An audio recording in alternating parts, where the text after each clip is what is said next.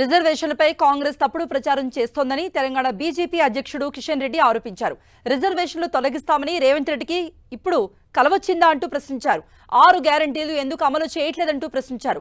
ఓట్లు ప్రణామాలతో ప్రజలకు న్యాయం జరగదని వ్యాఖ్యానించారు. తెలంగాణ భారతీయ జనతా పార్టీ రిజర్వేషన్స్ రద్దు చేస్తామనేటువంటి అబద్ధం ఏదైతున్నదో భారతీయ జనతా పార్టీ రిజర్వేషన్స్ రద్దు చేస్తామనేటువంటి అబద్ధం ఏదైతున్నదో ఈ దేశాబ్దపు పెద్ద అబద్ధం ఇది. కాంగ్రెస్ పార్టీ మాట్లాడినటువంటి అబద్ధం ఈ దేశాబ్దంలో పెద్ద అబద్ధం. అసలు కాంగ్రెస్ పార్టీయే ఈ తెలంగాణలో బీసీ రిజర్వేషన్ నీరుగార్చింది. మరి బీజేపీ బీఆర్ఎస్ అని ఒకటే అన్నావు కదా. ఒక ఉదాహరణ చూపించి రేవంత్ రెడ్డి, ఒక సాక్ష్యం చూపించు, ఒక సంఘటన చూపించు. మళ్ళీ లోక్సభ ఎన్నికల్లో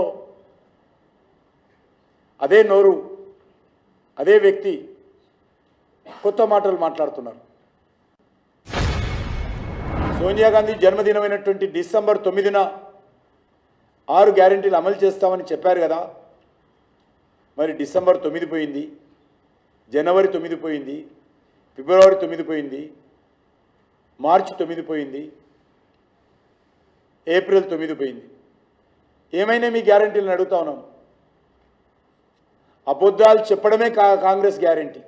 ప్రజలకు న్యాయం జరగదు, ప్రమాణాలతో ప్రజలకు న్యాయం జరగదు. ఇచ్చిన హామీలు అమలు చేయాలి. నా ఒక్క ఓటుతో నాలాంటి కోట్లాది మంది మహిళలు లక్షాధికారులయ్యారు.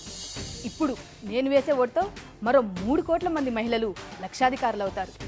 ఇది మన మోదీ గ్యారెంటీ. మరి నా గ్యారెంటీ?